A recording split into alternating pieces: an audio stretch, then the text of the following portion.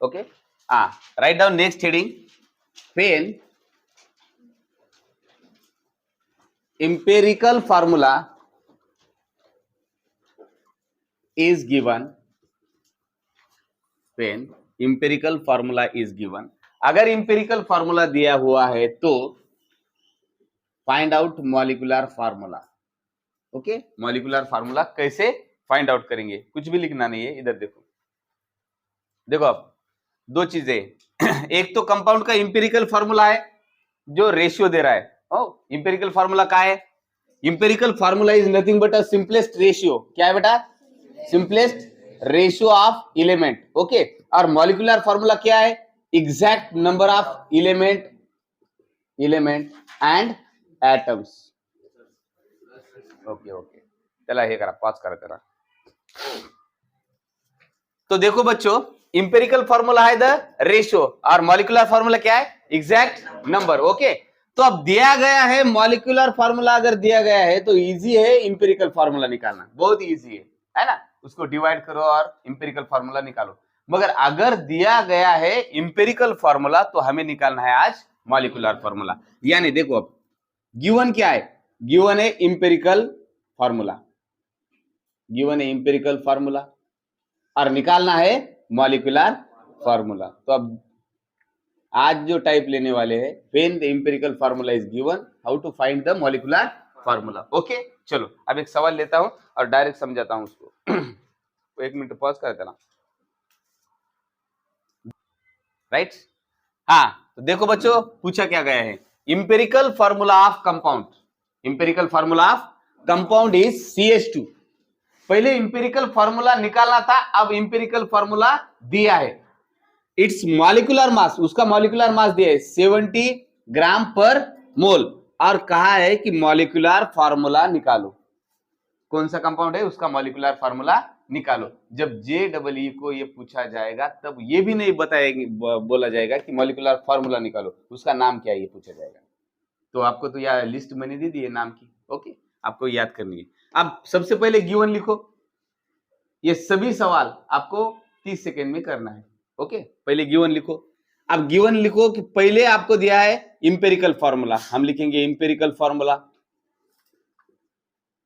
जब तक आपको प्रैक्टिस नहीं होगी तब तक आपको जरा ज्यादा समय लगेगा, जब प्रैक्टिस हो जाएगी अपने आप ही 30 सेकेंड में आ जाएगा। CH2, बाद में दिया है बेटा मॉलिक्यूलर मास, मॉलिक्यूलर मास कितना दिया है? 70 ग्राम पर मोल। ओके, अब मॉलिक्यूलर फार्मूला निकालना है, मगर इंपेरिकल मास निकालना पड़ेगा आपको। देखो इधर ही निकालने के लिए क्या करना है? सबसे पहले ऐसा अगर जब सवाल आएगा तो दो चीजें करनी है पहले दिमाग में, और एक n की वैल्यू निकालना है और बाद में n की वैल्यू से इंपेरिकल फार्मूला को मल्टीप्लाई करना है, राइट? पहले क्या निकालना है? n की वैल्यू, बाद में n से मल्टीप्लाई करना है, n की वैल्यू निकालना है, n से मल्टीप्लाई करना है, n की वैल्यू निकालना है, n से मल्टीप्लाई। तो n की वैल्यू कैसे निकलेगी? n की वैल्यू आएगी मास ऑफ मॉलिक्यूलर फार्मूला, यानी कि मोलार मास, यानी मोलार मास जो दिया है वो गिवन है, वो molecular mass, molar mass of compound जितना है उतना, और बाद में इंपेरिकल फार्मूला का मास। ओके, तो अब सबसे पहले मेरे पास मोलार मास तो है मगर इंपेरिकल फार्मूला का मास है नहीं है, तो निकालना पड़ेगा मास ऑफ इंपेरिकल फार्मूला। तो क्या है इंपेरिकल फार्मूला? इंपेरिकल फार्मूला है CH2, तो इसका मास आएगा। अभी ये मास निकालना मैंने पढ़ाया भी था आपको, इससे पहले भी पढ़ाया था, है ना? मगर अभी ये हर बार ऐसा करना जरूरी थोड़ी है ना? नहीं है। इसका है 12, 12 और 2 14, हो गए खत्म। ओके, 12 और 2 14। अब देखो, अब n की वैल्यू निकालना है सबसे पहले। पहला फार्मूला n की वैल्यू, n क्या है? n है मास ऑफ मॉलिक्यूलर फार्मूला, जिसको कहेंगे हम मास ऑफ मॉलिक्यूल, जिसको कहेंगे मॉलिक्यूलर मास। ओके, सभी एक ही है, divide by mass of empirical formula.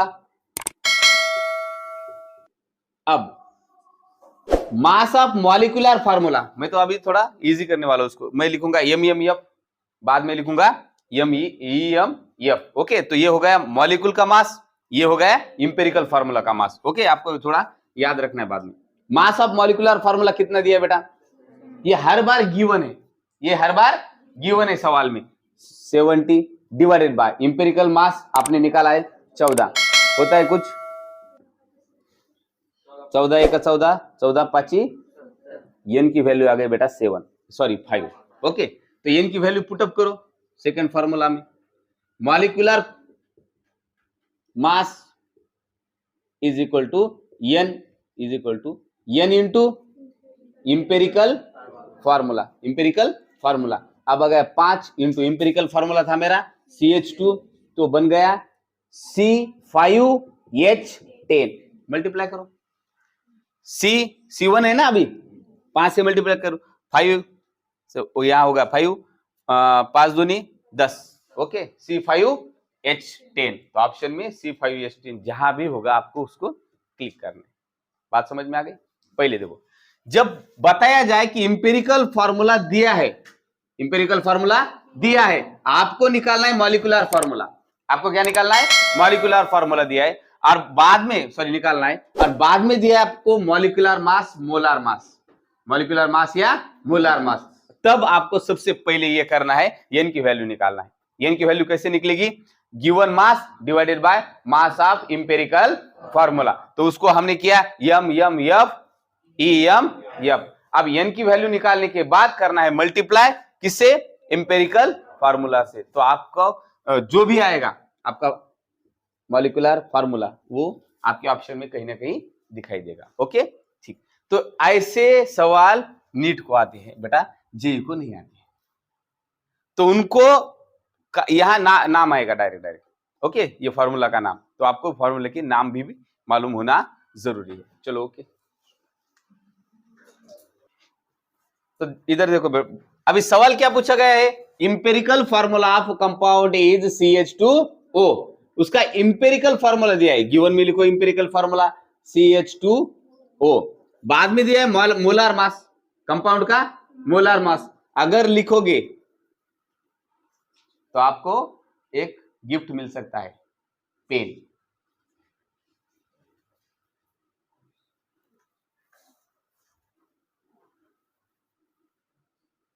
इसको बोलते हैं, नहीं पेन फेंकने के लिए इधर आ गया मैं, पेन फेंकने के लिए इधर आ गया था ढक्कन। हाँ, वीडियो में आ जाएगा ना।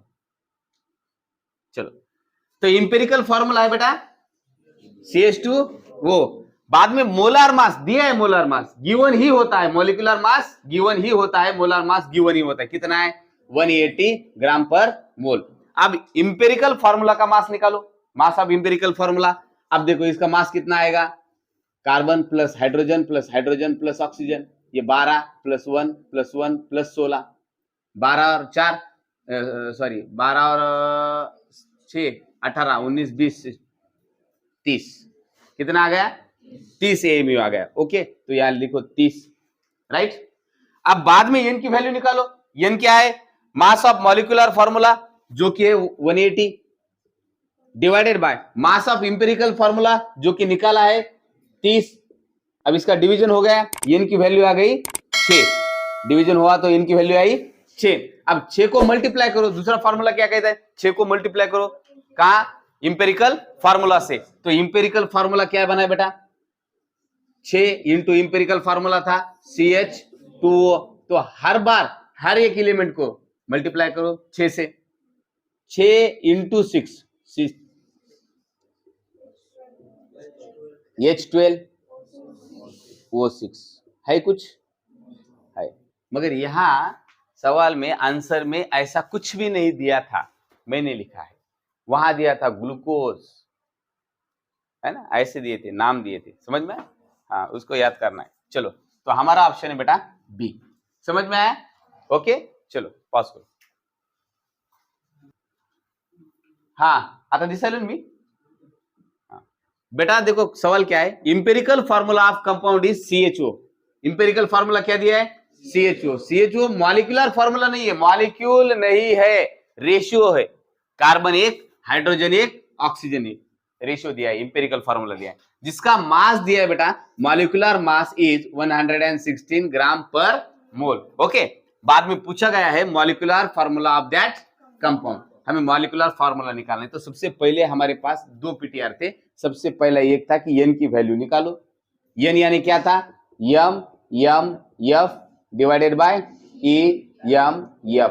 तो M molecular mass of formula, molecular mass या फिर मोलार मास या फिर जो भी गिवन मास है वो गिवन मास। ओके, बाद में इंपेरिकल मास जिसका फार्मूला का। ओके, तो देखो इंपेरिकल फार्मूला है मेरा CHO C1H1O1। Okay, molecular mass है बेटा 116, किसका, कंपाउंड का, किसका, कंपाउंड का, इसका नहीं है, बाद में निकालो। मास ऑफ इंपेरिकल फार्मूला इसका निकालना पड़ता है। तो कार्बन का 12, हाइड्रोजन का 1, ऑक्सीजन का 16, तो बनता है 29। राइट, देखो कार्बन 12, हाइड्रोजन 1, ऑक्सीजन 16, तो समेशन करने के बाद आता है 29। 6 और 2 8 और 9 29। ओके, 29। तो mass of molecular formula 116 divided by 29 है ना। एन की वैल्यू कैसे निकलेगी, मॉलिक्यूलर मास को डिवाइड कर दो इंपेरिकल मास से। ओके, तो आ गई एन की वैल्यू आ गई 4। देखो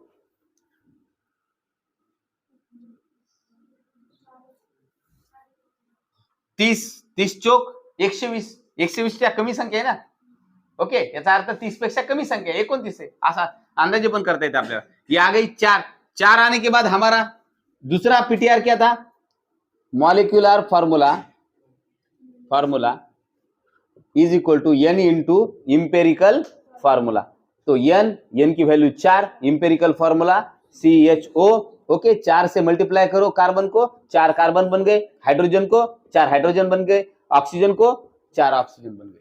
तो ये ऑप्शन नंबर था सी। ओके, आ गया समझ में, लिख लो। हाँ देखो बेटा, empirical formula of compound containing hydrogen and boron, दो एलिमेंट है, कितने, दो ही एलिमेंट है, कितने बेटा, दो एलिमेंट है, हाइड्रोजन और बोरान, और उसका इंपेरिकल फार्मूला दिया है BH3। देखो अब इंपेरिकल फार्मूला दिया है BH3। ओके, बाद में मॉलिक्यूलर मास कितना दिया है कंपाउंड का, कंपाउंड का दिया है 27.7 ग्राम पर मोल। अब निकालना है इंपेरिकल फार्मूला का मास, क्या निकालना है, इंपेरिकल। तो बोरान का मास होता है 10.8। ओके, अभी देखो बोरान 10.8 प्लस हाइड्रोजन 1। ओके, तो बन गए 13.8। ओके, तो 13.8। तो मास ऑफ मॉलिक्यूलर फार्मूला 27.7 और ये बन गया 13.8।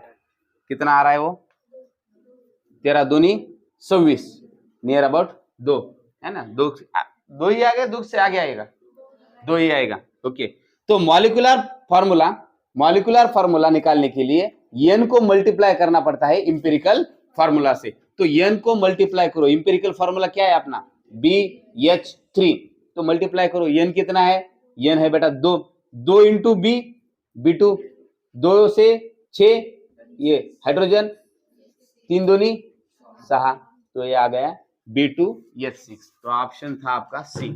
बात समझ में आ गई, चलो। हाँ सॉरी B2H6, तो ऑप्शन आ गया B2H6। ओके, मैं वही देख रहा था कितने बच्चे सोए हुए हैं अभी क्लास में, राइट।